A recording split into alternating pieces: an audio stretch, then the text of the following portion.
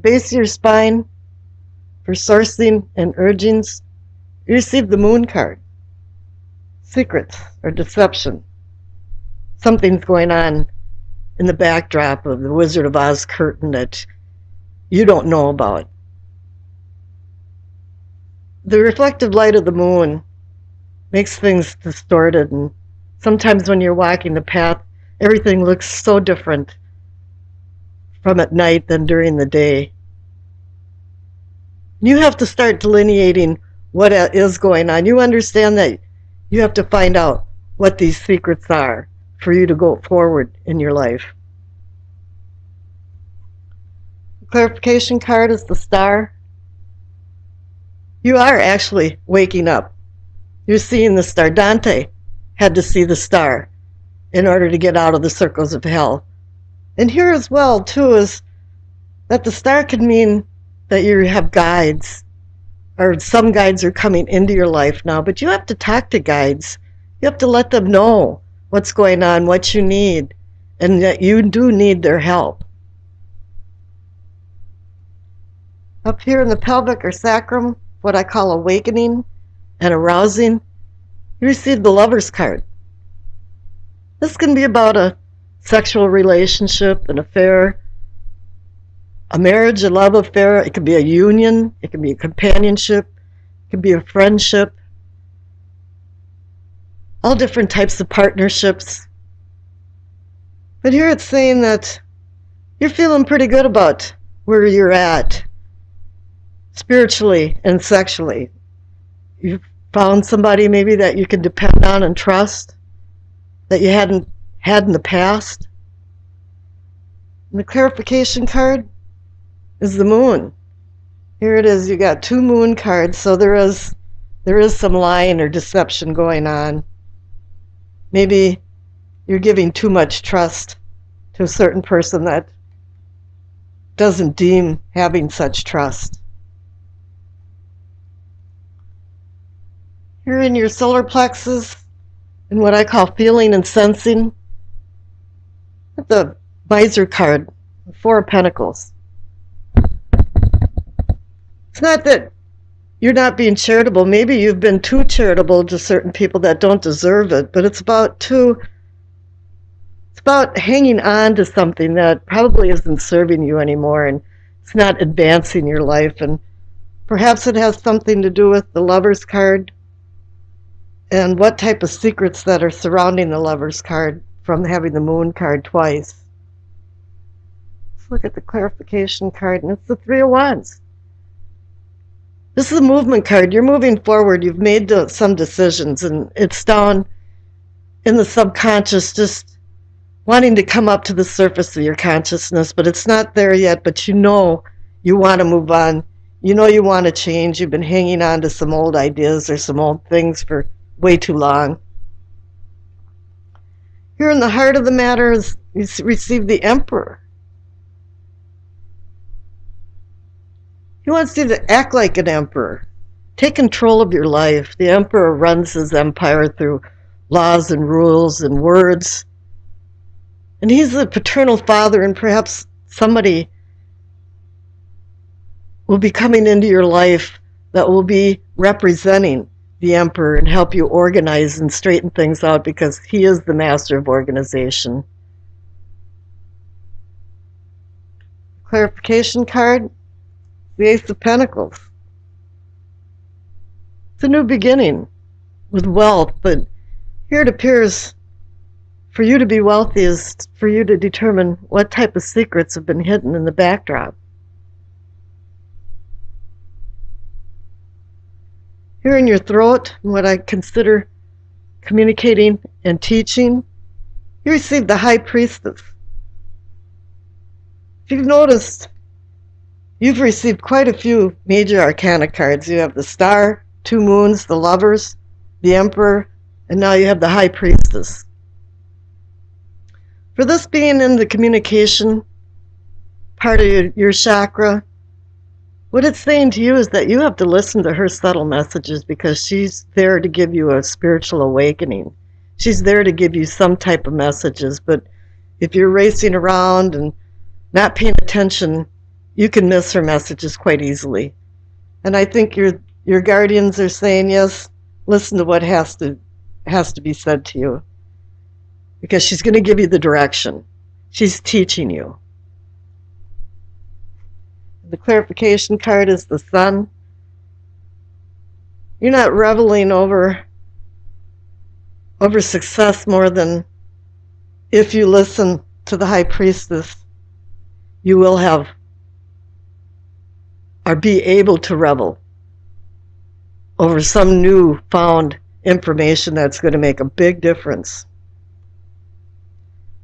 Here in the scene and envisioning the third eye, you see the Nine of Swords.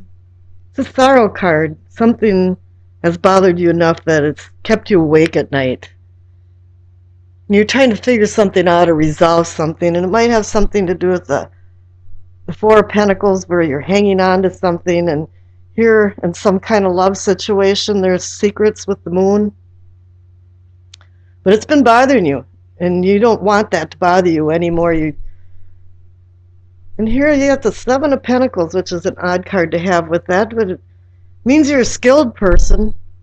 You understand what's going on, but more in your personal life, you've had disappointments. And here in the Crown, you got the Ace of Cups. If you notice, you have two aces in this as well. And it's a new beginning, saying a new beginning for love. And perhaps that has to do with these secrets the Moon's card's holding.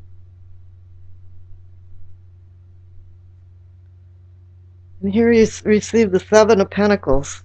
I call this the almost harvest card. You're not there yet, but you have to be careful of what you're doing, but there is going to be a bounty coming in if you listen to the High Priestess and find out what type of secrets have been hidden in the backdrop. Let's see what your past card says. Your past card is the Two of Wands. In the past, you've had a lot of decisions to make. And you haven't made them. You've been kind of sitting on your laurels. Well, let's do the wait and see kind of thing. Because there really isn't any wands or a lot of wands in this that says, there's a lot of energy and movement going on. You've been just kind of sitting back and on the couch and going, yeah, I'll make some decisions. I guess I will. But the future card is the Six of Swords, and that's just a movement card. You're going from troubled waters to more calmer waters, and this is a decision you had to make with the Two of Wands. Is that you really have to move on, and you can't hang on to things like the Four of Pentacles. You have to take control of your life like the Emperor does, or have somebody that's like the Emperor help you take control of your life.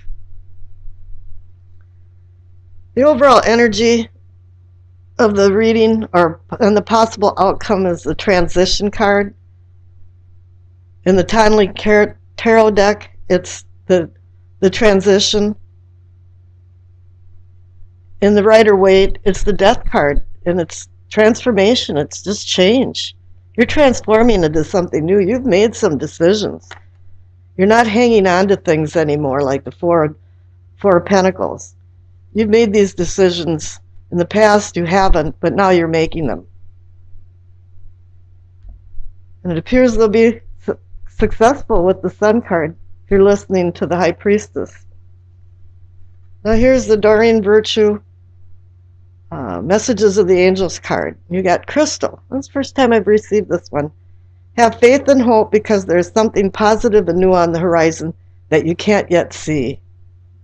So maybe you've made a lot of decisions recently, but they haven't come to fruition. You haven't seen any results from it, but you're feeling good about it. You're transforming, and you're knowing you've got abundance around the corner. You've got ace cards, and a lot of this is a commanding reading because you have so many major arcana cards, and that means that it's going to... The card on the top left for what you know is the Knight of Swords. Pages bring ideas and knights act on them. But he's an impetuous knight that gallops along at full speed, and once he passes by, I'm sure you're thinking, What happened? And in his haste, he has a tendency of being dysfunctional. Swords cards are our teachers. But then again, there's a lot of dysfunction going on. We've got the Two of Swords woman that can't make a decision because of opposing forces. We got the Eight of Swords woman that's blindfolded, tied up, and has swords around her, but in reality, she could have escaped at any time. And this Knight of Swords, too, is also somewhat dysfunctional. He gives off an intensity. It's like a smoldering smoke that blinds you. And although he's fearless and he tries to make wrongs into rights, his presence is a call to action and a reminder for you to slow down and make sure you've thoroughly thought through any decisions. And also at this time, if there's any travel involved, it might not be easy sailing.